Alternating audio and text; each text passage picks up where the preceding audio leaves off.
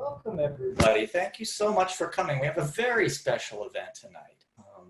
We have two amazing authors who published novels this year, Megha Majumdar and Amir Ahmadi Arian. And we're going to be taking some Q&A questions. We're going to ask them to read for a few minutes, and we're going to get them to talk a little bit about their novels separately, and also there are some there's some common ground between these novels. So we'll get them to speak about kind of their experiences writing these books, and kind of write about some of this, talk about a little bit about some of the similar themes in the books. Let me introduce the authors. Megha Majumdar wrote the novel A Burning. It was published in June. She grew up in Kolkata, India. She moved to the United States in 2006 to study anthropology at Harvard University. And then she got a master's degree in anthro from Johns Hopkins. Her book, A Burning, was longlisted for the National Book Award. It's on the Today Show Book Club. It's a pick from the Today Show Book Club. And it has garnished many positive reviews in the New Yorker and other places. She lives in New York City, Brooklyn to be specific. A Burning is about a young woman, Jivan, who lives in Kolkata, India. And she is an ambitious young woman who has been raised in poverty, and she happens to witness a terrorist attack on an Indian train. She goes home to publish a sort of a snarky comment on Facebook, as many of us have, but it has very dire consequences. The officials see that she was at the scene, bring some assorted details together, and draw the conclusion that she was the architect of this terrorist attack.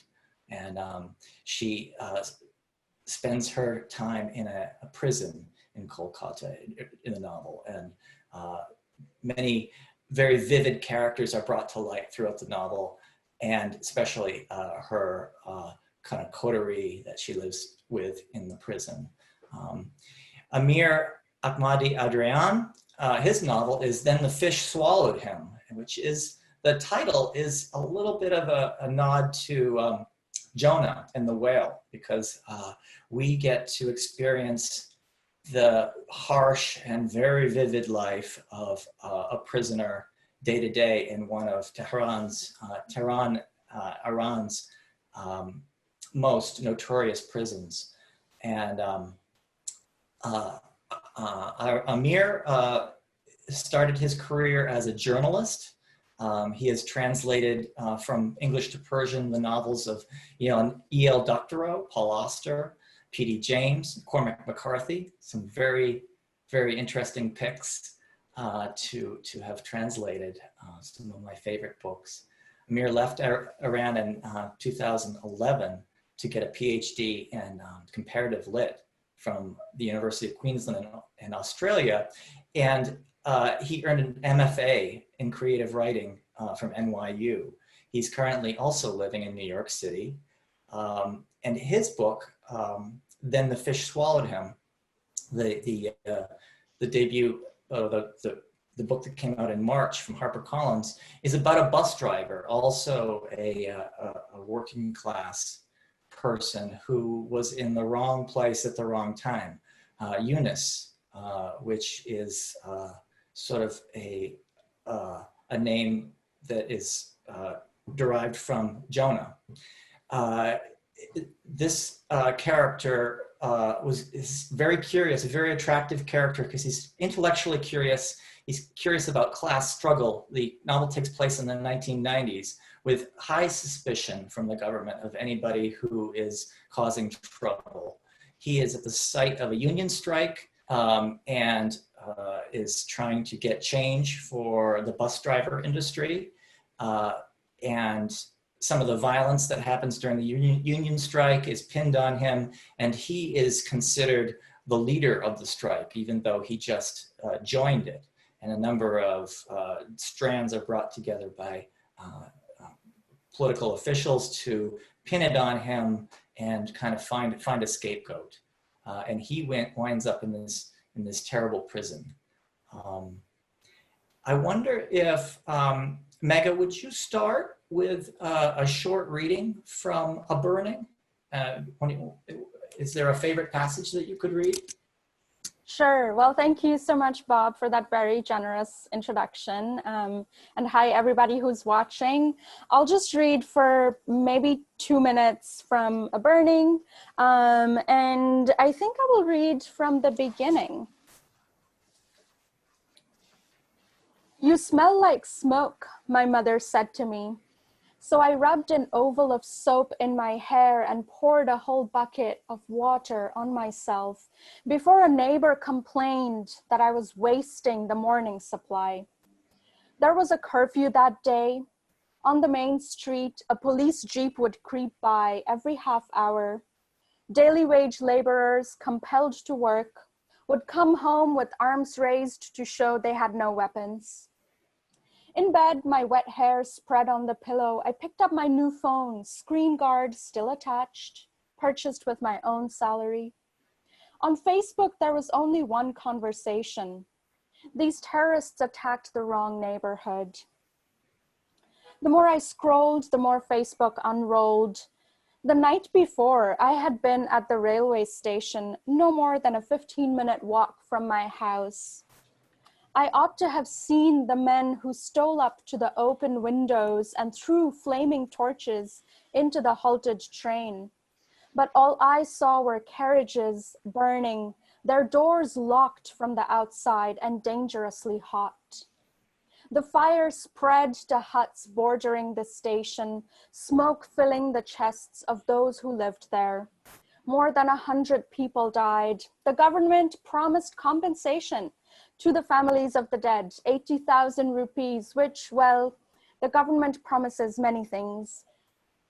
In a video to the dozen microphones thrust at his chin, the chief minister was saying, "Let the authorities investigate." Somebody had spliced this comment with a video of policemen scratching their heads. It made me laugh. I admired these strangers on Facebook who said anything they wanted to. They were not afraid of making jokes. Whether it was about the police or the ministers, they had their fun. And wasn't that freedom? I'll stop there. Thank you very much, Megha. I also want to mention that Amir's book has also been very well received by the New York Times and many great reviews out there. These are both very exciting books that are just rich with detail. I wonder if, Amir, you would read a passage that is one of your favorites. Sure. Hi, everyone. Thanks for joining us tonight. And thanks to people up in Vermont to put together this festival despite, the bizarre times we're living in.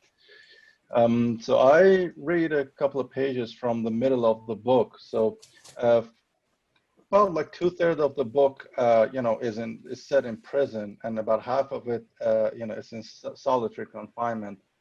And so you follow the character in the course of the book, basically kind of gradually losing his mind in solitary. So this is part of this process, and this is some point in the book that he encounters a fly in the cell and gets obsessed with it. Then I saw a fly. The insect, fresh from the free world, was sitting on a slat in front of the open window, rubbing its feelers together. It seemed to be deciding whether to come inside or turn around and fly back out.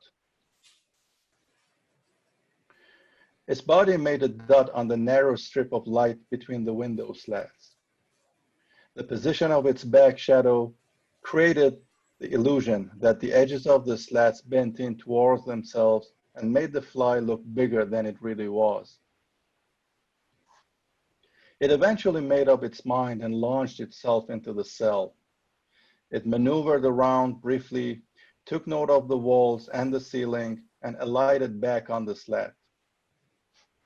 "Please stay a little longer." The words left my mouth before I had even thought of uttering them. The fly stopped rubbing its legs like it was weighing my offer. Then it tiptoed to the side of the slat and stood in profile to me. I came to my knees and followed its moves closely. The fly flew into the room again. It floated straight toward me, circled above my head, drifted away, spiraled down, looped back around, and hovered near my face.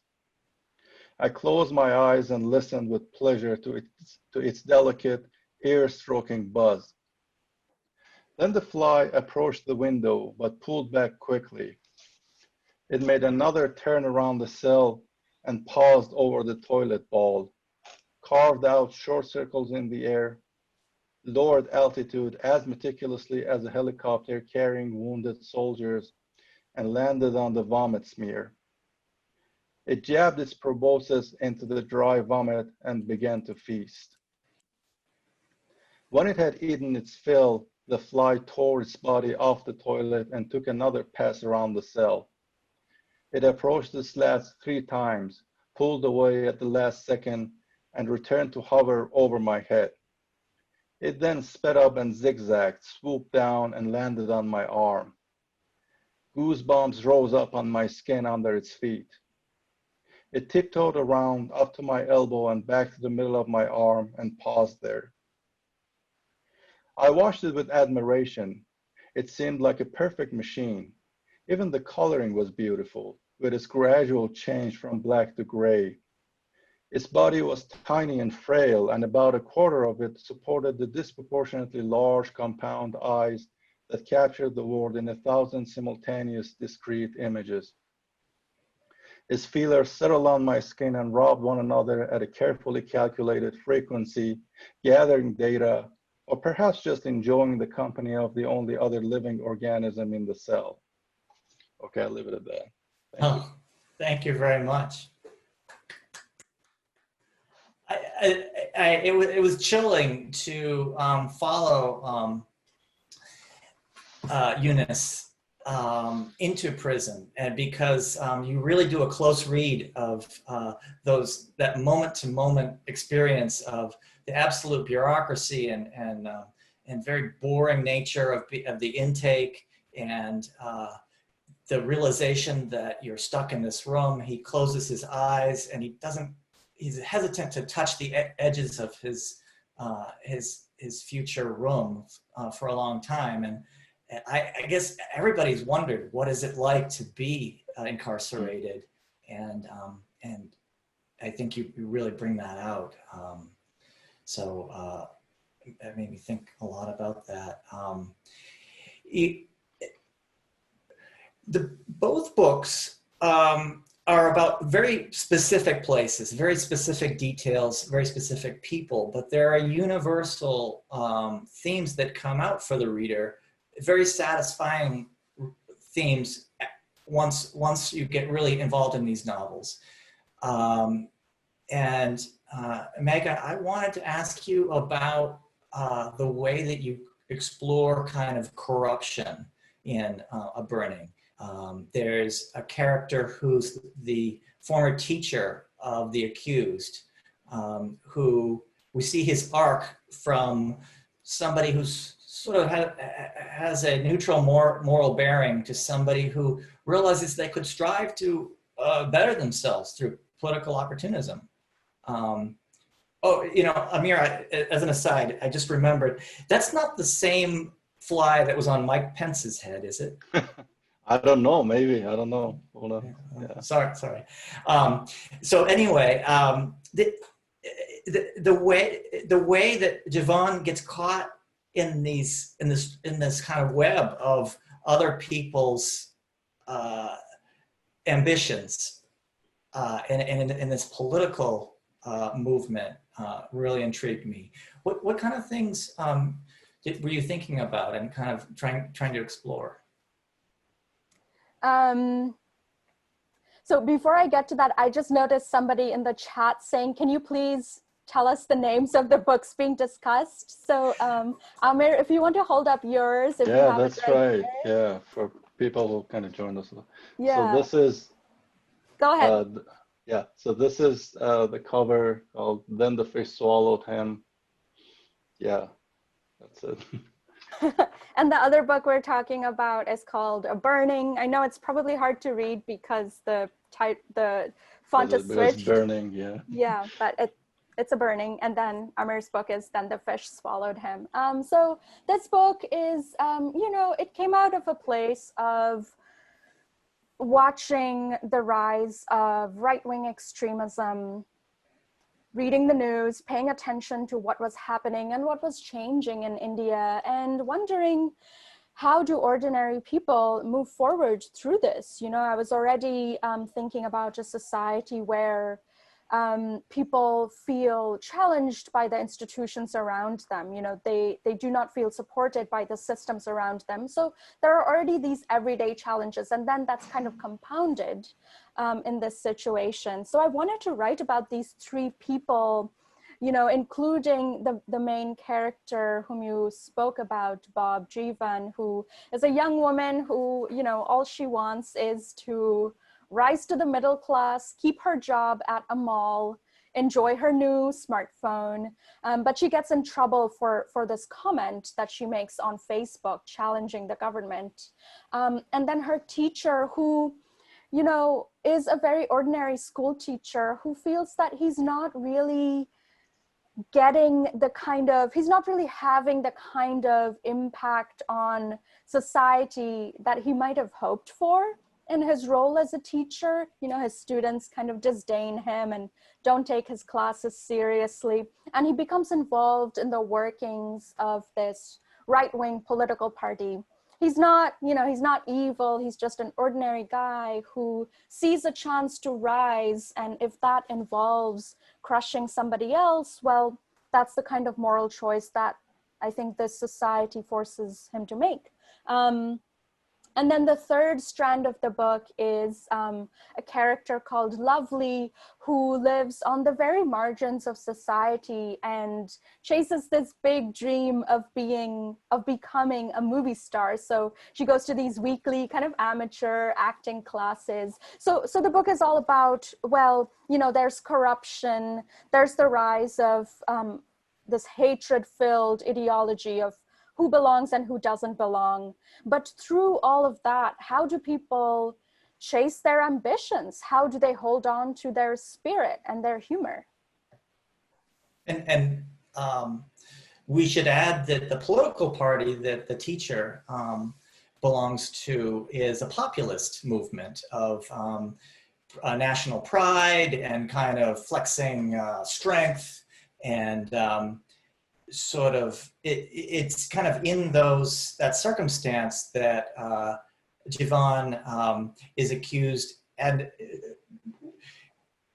we don't get the sense that it really matters whether she did it or not, but as long as the facts hang together enough so that that she is visibly punished and people get to feel good that somebody has been targeted for this crime, you know, I thought that was an interesting dynamic. Right. I mean, you know, it's so much about narratives. What is the most persuasive narrative for the public? You know, who gets to tell their own story? Who gets to put forward a narrative that others believe? And I mean, I'm excited to read your book, Amir. I haven't read it yet, but I wonder if that was part of what you were thinking about too.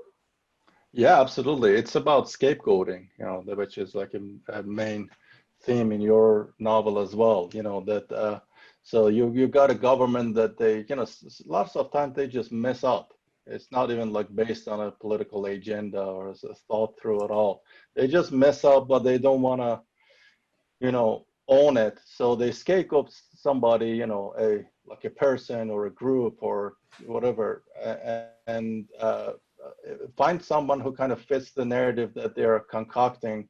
And yeah, there are victims, you know, lots of people, you know, in Iran at least, they kind of go to jail. There are lots of lives being destroyed just because of that, right? Because they happen to be in the proximity of a story, you know, or happen to be the character that fits the story that governments wants to spread.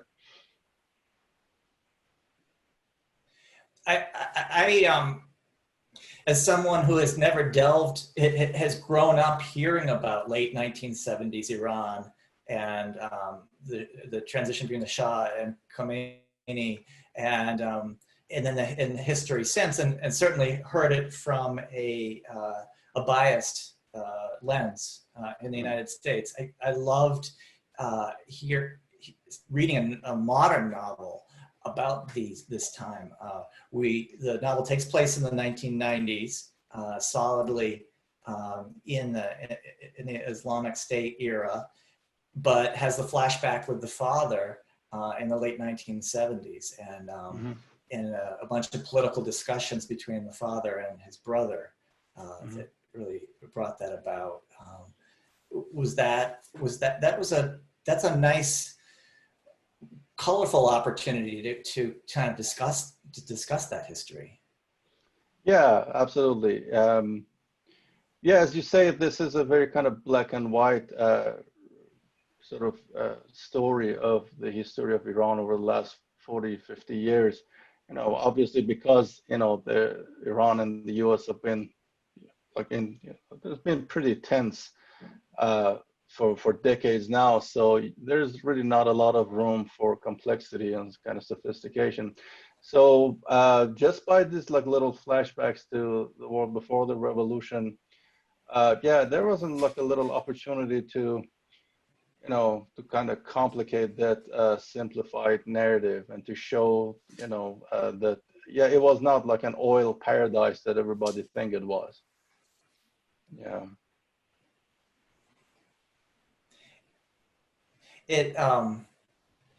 It's easy to look at that society as one that is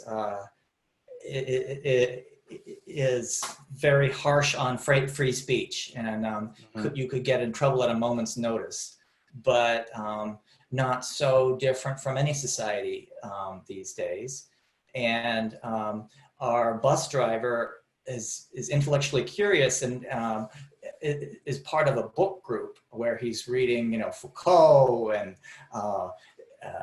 Engels and all of these great minds, and learning about class. And a lot of both books, The Burning and then the Fish Swallowed Him as well, are about the push and pull of class kind of powerlessness, of maybe having a little bit of power to move up and then move 2 steps back.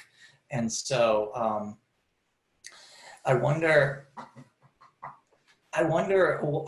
what some of the things that you were thinking about in terms of, private speech, privileged speech, people being able to express themselves, were coming up for you when you were exploring that in the novel.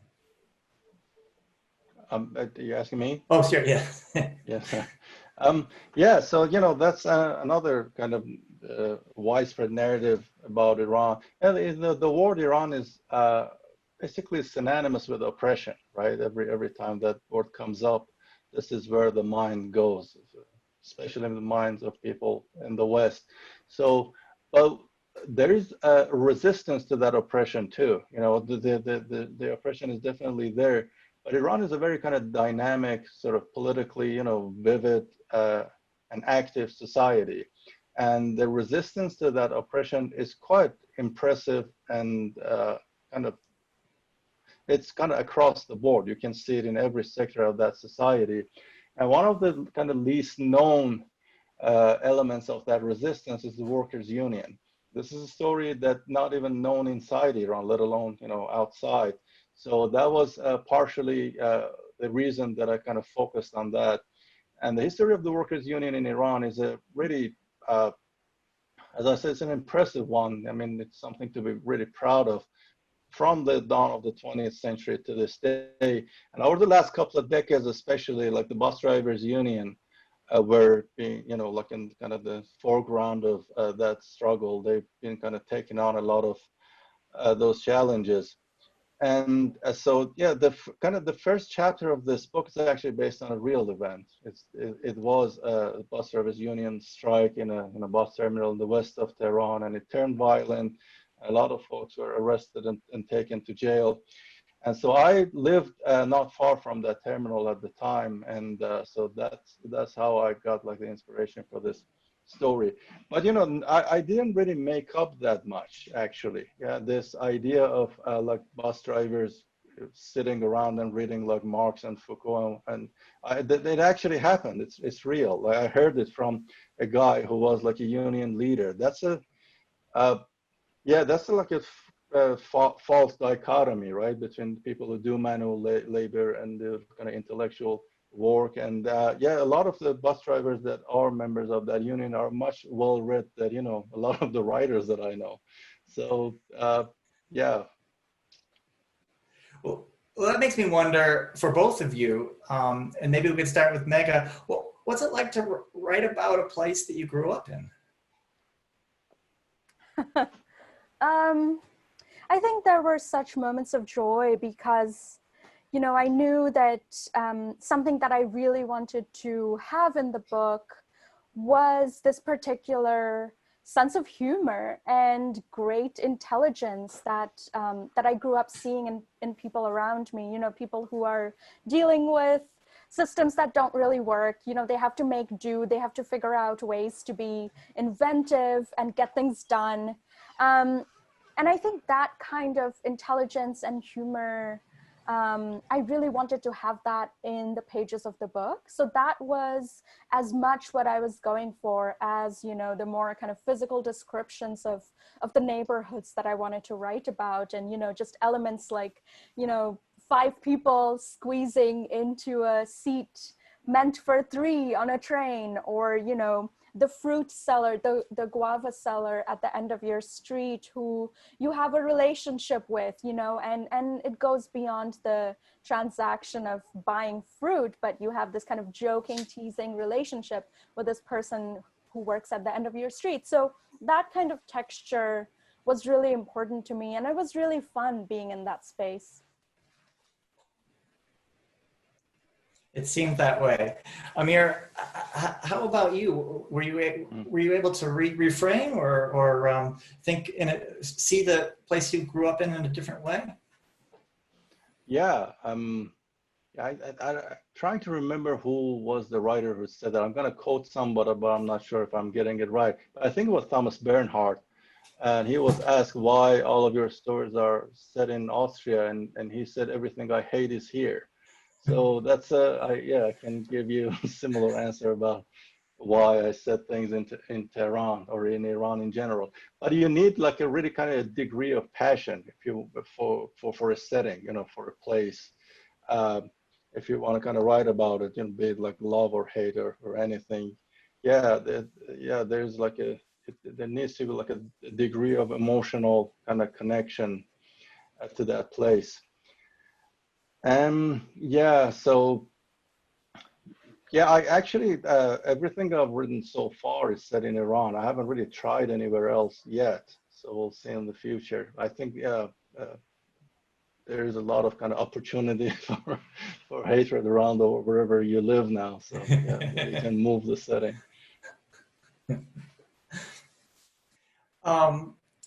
Why don't we take another short break where would one of you be willing to read another short passage? Because it's just, somebody in the comments noted that, you know, after a long Friday, it's just so nice to be read to.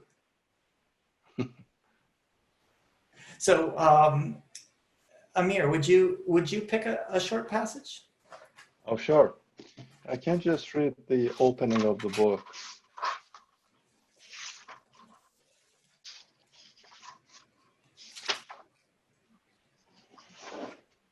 Yeah. So just in case, you know, like folks just joined us, and yeah, maybe I should introduce the book again. Yes, please hold it up. Added them. Yeah. So this is Then the Fish Swallowed Him, and its author. I'm gonna read like the first pages of it. I climbed the hillock every day since I took the job at Janatabad bus terminal, but that morning my body begged me to head back home. I paused halfway, lungs on fire and veins throbbing in my head, and looked upward. 100 yards away, the rusting, ramshackle terminal gate loomed like the first portal of hell. Under the downcast spring sky of Tehran, I stood with my hands on my hips and arched my back to expand my lungs. I thought of a wisecrack Hamid Fadavi had made in our first meeting. You'll always know a good bus driver by his flat ass. As soon as this crossed my mind, I was ashamed. Hamid had been languishing in solitary for 40 days, refusing food for the last 7 of them. With hundreds of bus drivers intending to stage a strike in his support, here I was, dragging my feet to the gate and thinking only of his stale joke. I resumed my climb, but my heart began to race and numbness spread through my legs. It occurred to me that I might be ill. I could simply go home and come back tomorrow with a story about my sickness. I turned to go down. A group of drivers were marching determinedly up the hill. They had seen me. One of them waved. I waved back and turned around again towards the gate. I pretended to flick some dust off my uniform and started back up. Okay, stop there.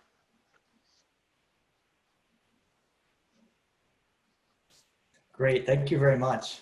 That's wonderful.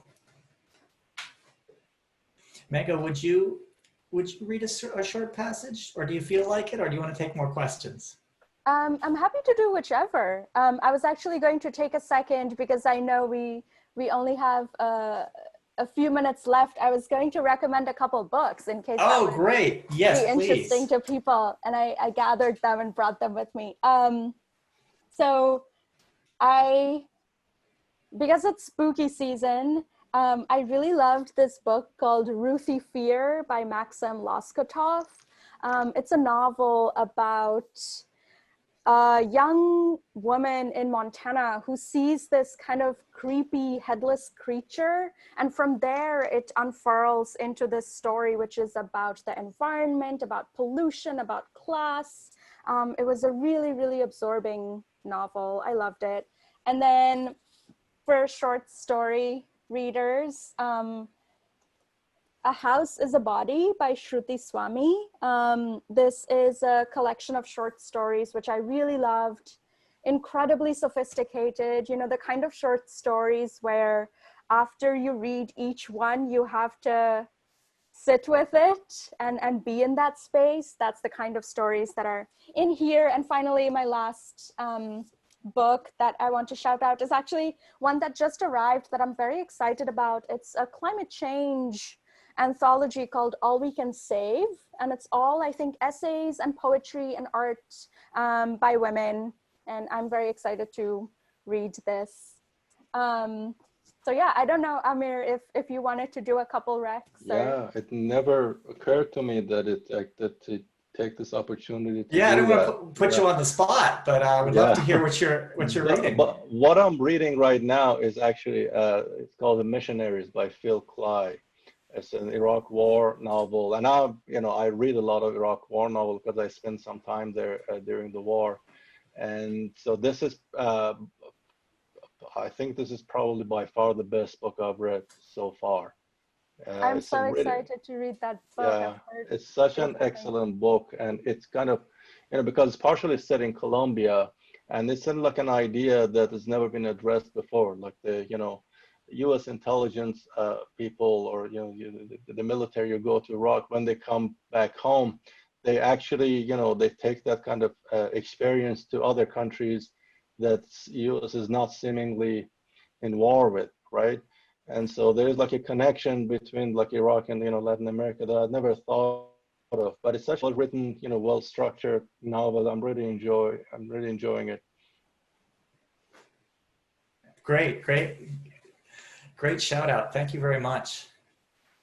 And I want to encourage, we do have about 10 minutes left, and I want to encourage folks to send any questions through the Q&A button at the bottom of their screen. Any questions they're curious about with these two amazing authors. And at some point with Megha, I wanted to explore the character Lovely, because she was a little bit heartbreaking when I was reading it, that she had borne all of this oppression in her life, and all of this prejudice and misunderstanding. And then when called to sort of, bear good witness against towards someone else, to support someone who had helped her, she kind of fails in that. And what kind of what kind of issues were you sort of exploring, or how did that storyline arise? So Lovely is a character that, like you said, she's somebody who really faces the full might of this oppressive state. And yet, she chases this big dream of becoming a movie star and, making a name for herself in the film industry. And, with her, she comes to a point where she is very close to achieving her big dream, and she has to make a moral choice, which is, will she reach for that dream, or will she do something to help bring justice to somebody else, which perhaps means that her own dream is no longer within reach. So that's the kind of moral choice that I think, I was interested in. And part of it is not so much to look at individual morality, but to see how, when you're in a society that pushes you into these corners of either, you rise or somebody else rises, there's this narrowing up of opportunity. There's this narrowing of freedom where it is not available to everybody, and it is only available to a select few. How profoundly unjust it is that people are forced to make those choices, that people are not in a society where they can help others and have that feeling of true community and true society. And it's kind of, you're forced to fight for your own path in this society, because you're constantly fighting against so many circumstances that conspire against you. So that's kind of what I was interested in with the character of Lovely. But I also want to say that, this all makes it sound a little bit grim, but she's somebody that I had a lot of fun with, because she, she's so defiant, and she has, I hope, great spirit and humor. And there's just this kind of quality of being undefeated that she has, which I found a place of joy within which to write.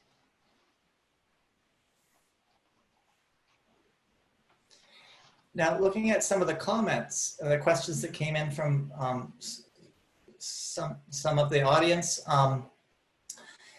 I was curious, Megha, about your what you studied, and how does that feed into your fiction? How does social anthropology connect with what you do now?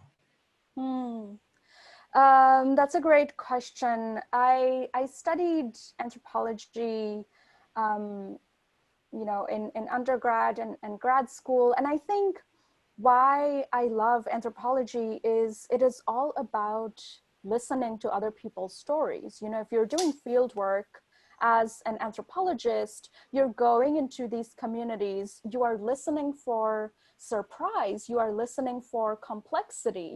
For example, one of the projects that I worked on when I was in school was following this USAID project, which was putting computers in public schools in Senegal for the first time.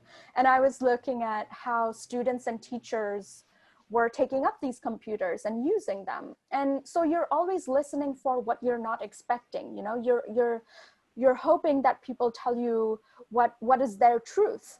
And I think listening for that kind of complexity, listening for surprise is such great training for any fiction writer. And Amir, how about your background? You have had a very successful literary background in translation, writing essays for The Guardian and the New York Times. But your undergrad as an engineer, so you have a very varied palette from which to draw.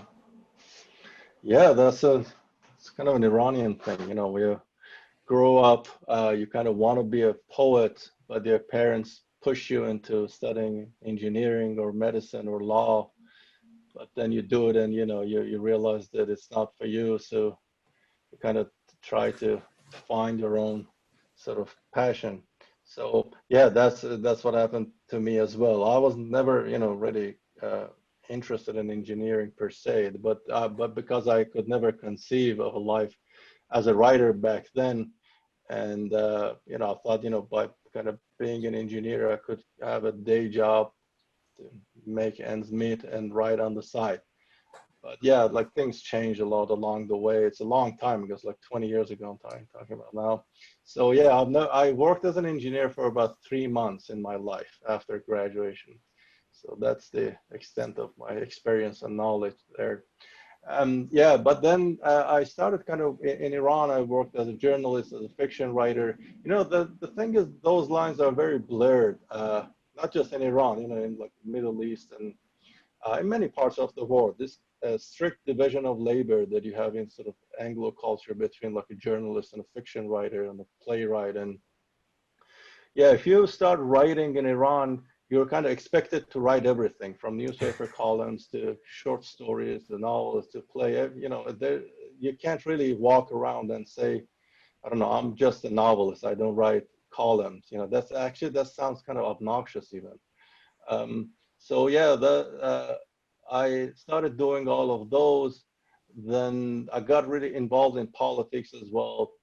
And up to kind of 2009 Green Movement, I was really very deeply involved in that, but it got very brutally crushed. So the newspaper I worked for was shut down. The publisher I worked for was shut down. A lot of my friends ended up in jail. I got interrogated once. And so after that, I thought that really to continue life as a writer really became impossible. So that's when I applied for graduate programs outside Iran and ended up in Australia, then here. Yeah.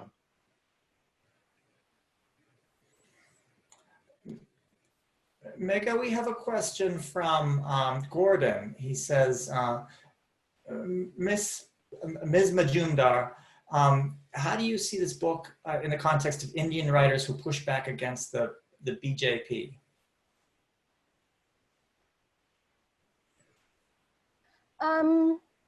I mean, I think that's a question for a reader. How do you place it in the context of the society where you are? How do you see it within the range of other literatures being produced about this moment? It was really important for me to write from the perspective of individuals who are so intimately acquainted with what it means to see that the kind of meaningful life that you want to have is denied you, so my perspective was very much about, well, how do individuals survive this, and I wanted to say something about how these particular people are also not just, devices to make some kind of argument or, schemes by which you're putting forward something, but you know, that's the work of the fiction writer, is to create the space where you make characters who are so close to human, where they have, yes, their suffering, and yes, their struggle, and yes, their aspiration, but also, you know, they joke and they watch TV, and, you know, they have parties and they sit in silence and power cuts. And so I think that's the allure of fiction for me, is you can really try to write these whole almost people. I love it in the novel at one point when one of the characters wants to reward himself. So he gets some street food that is kind of like, you know, more expensive or kind of fancier. And he kind of brandishes it around the train to show that he's earned this little treat for himself.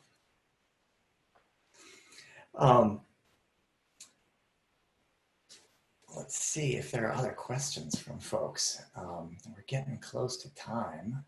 Oh, we are at time.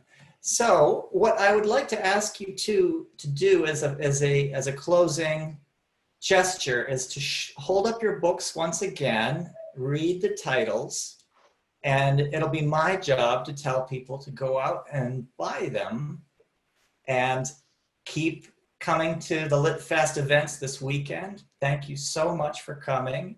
Thank you so much to our authors who have such vivid, wonderful characters and lively ideas in these books.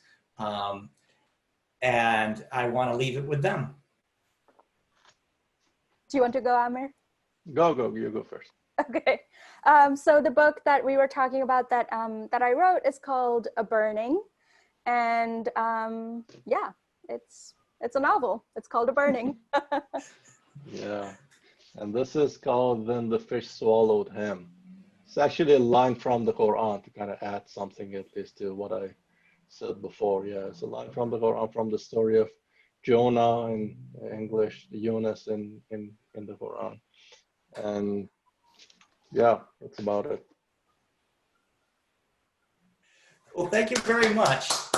Really appreciate it, and hope you get up to Vermont soon. Thank you so much, Thank you Bob. so much. Yeah. Thank you, everyone Bye-bye. watching. Thanks, everybody. Thank you, Amir. Take joining. care. You too. Thank you. Bye.